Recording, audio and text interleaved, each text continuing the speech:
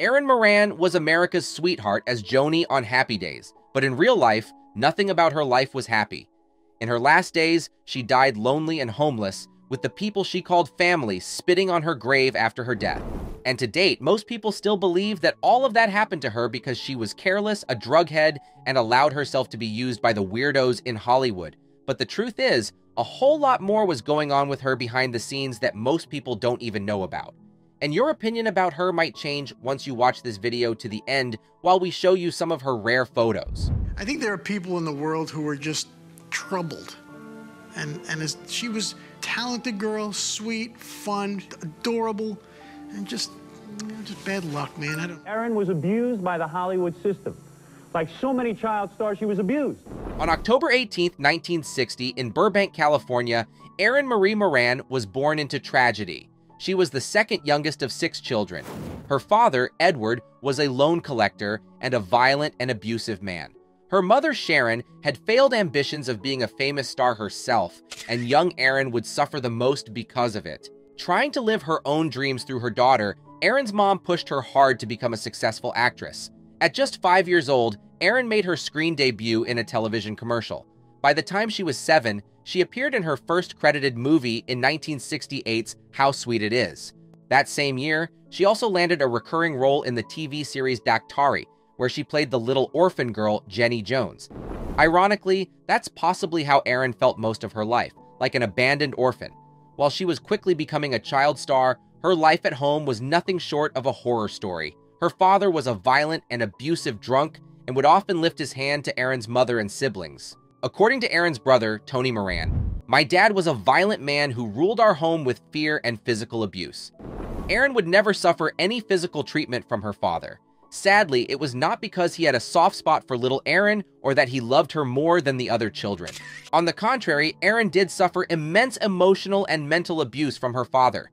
The only reason he never lifted a finger to her was because she was a child star.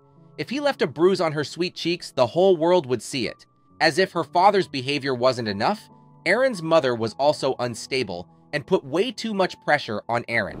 I come from a very dysfunctional family. As her brother said, "Mom dreamt of being famous, so she lived her life through Erin.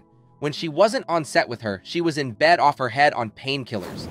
By the time Erin was 13, she was already a seasoned actress with around 20 screen credits to her name. Her raw talent swung the doors wide open for her to land the biggest role of her life, that of Joni Cunningham on Happy Days. In the cast of Happy Days, she found the stable, supportive family life that she lacked with her real family. But if Erin thought she had found her happy place on the set of Happy Days, it was not to last. Around the time she was 16, the pressure of fame started bearing down on her. According to her brother, the show's producers wanted her to lose weight. The pressure to look a certain way was relentless. She never felt pretty or thin enough. To help her cope with that pressure, Erin turned to substance use. At first, it was just drinking and taking pot. Oh, my behavior isn't that bad. But later on, she started using much more harmful things. Her substance habits soon became clear to her co-stars, but when they reached out to Erin to help her, she pushed them away. That she was taking something or smoking something, and we wanted to do some kind of an intervention. Marion Ross, who played Erin's TV mom on Happy Days, was especially worried about her. Marion and Erin were particularly close, and in many ways, Marion was like a real mother to her. But the more Marion tried to help, the more she was pushed away. I said, "Erin, we're all talking about you and all your troubles." And she would say, "I don't know what you mean. I don't know what you mean." Marion also largely blamed Erin's selfish parents for her ultimate downward spiral into chaos. For one, they should have never forced her into acting at such an early age. Using Ron Howard as an example, who, by the way, also started acting at around 5 years old, Marion said there was a world of difference between their parents. While Ron's parents protected him, Erin's parents exploited her. We had a Happy Days cast party. Ron's parents would take him home. Erin's little young parents would stay and party all night. They were more interested in her career, maybe, than she. Even her own brother said, "We were raised by a mom and dad who were not fit to be parents." So, needless to say, Erin's parents set a very poor example for her, and she lived an equally reckless and carefree life. According to her brother, she would irresponsibly spend all her money on cars and houses and use it to fuel her substance use. By the time Happy Days ended in 1984, Erin was around 24 years old. She should have had her whole career ahead of her, but her personal life and her mental health had taken a toll. After Happy Days, Erin struggled to find decent acting work. In 1985, she appeared in several episodes of The Love Boat, as well as in one episode of Murder, She Wrote in 1986. Her fall from grace was also possibly made worse by her love life. In 1987, she married a man named Rocky Ferguson. While Erin hardly ever spoke about their marriage, and while she especially refused to go into details, it would seem that he was emotionally and mentally abusive. For one, he hated that she was famous and would force her to lie about who she was. When people recognized her in public, she had to pretend to be someone else. He wanted me to lie about who I was, and if anyone recognized me to say no, I wasn't. That's the pressure he put on me. Only after their divorce in 1993 did she start making guest appearances or landing small acting roles again. However, it was too late to rescue her career. Following her divorce, she married a man named Steve Fleischman, who worked at Walmart. Without any acting offers, Erin fell into a deep depression, giving herself over to alcohol and substance use. By 2010, she had lost her last home to foreclosure, and she and her husband were forced to live with his mother in her trailer park home. By 2012, however, her mother-in-law kicked them out. According to reports, it was after an intense altercation because of Erin's drinking, partying, and substance use. Tabloid headlines ran wild with news that Erin was homeless and sleeping on friends' couches or hopping from one cheap motel to the next.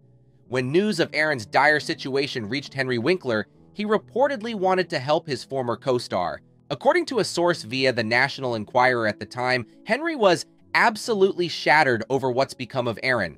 Reports were that Henry was trying to get Erin a spot on the TV show Arrested Development, in which he played the clumsy and almost incompetent lawyer Barry Zuckerkorn. And Henry wasn't Erin's only former co-star who featured in Arrested Development. Ron Howard was the narrator and also one of the show's producers. Scott Baio also played a lawyer in the series. Unlike Henry, who was supposedly desperate to help get Erin back on her feet, Scott, on the other hand, couldn't seem to care less. When asked about her situation, Scott's reply seemed rather cold and uncaring. "I have a job to do, I have a wife and child to take care of, so I don't pay attention to things that I don't know anything about. I've got my own situation to deal with." In another interview, he simply said this: I try not to get involved in people's lives. You make your bed, you gotta sleep in it. Unfortunately, nothing came of Henry's alleged efforts to help Erin out with some acting work. Whether it was because Erin looked a gift horse in the mouth, or whether the Arrested Development producers refused to help her, no one seems to know. It was, however, not impossible that Erin may have turned away Henry's helping hand. She also refused help from former actor-turned-activist Paul Peterson.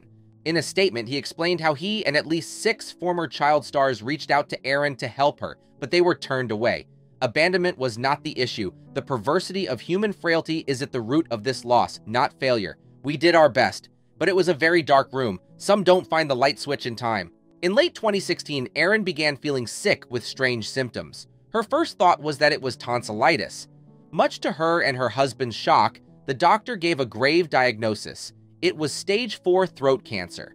Over the next few months, her health had declined so rapidly that, according to her husband, it got so bad so fast, Erin could no longer speak or eat or drink. She died just a few months later, in April 2017. In her final days, she kept her battle with throat cancer a secret, not only from her friends and former co-stars, but also from her 5 siblings. Her brother believes she kept her diagnosis private because she did not want to worry anyone or be a burden to them.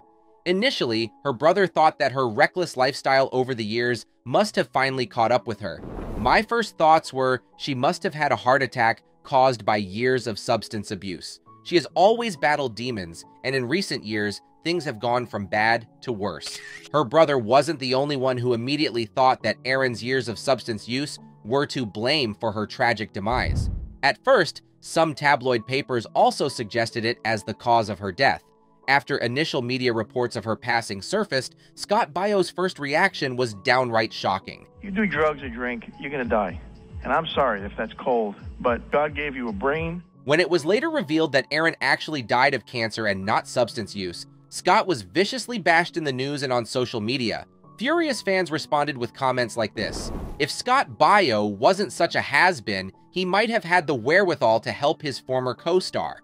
And even worse, comments like this: "I'm so sad to learn Scott Baio has outlived Erin Moran." Should die instead of her? Really? I mean, am I a horrible human being? After the onslaught he received, Scott publicly apologized. Horrible for her. Horrible for her family. You would have assumed that's what it was because of all the stories about Erin, and that's what I went with. Erin's brother believes that Hollywood ultimately ruined her life. She yearned for fame and recognition, but could never find it again after Happy Days. Erin was a tortured soul who never recovered after Happy Days. Hollywood chewed her up and spat her out. I think in her final months she'd had enough of living after all she had been through and was just ready to go.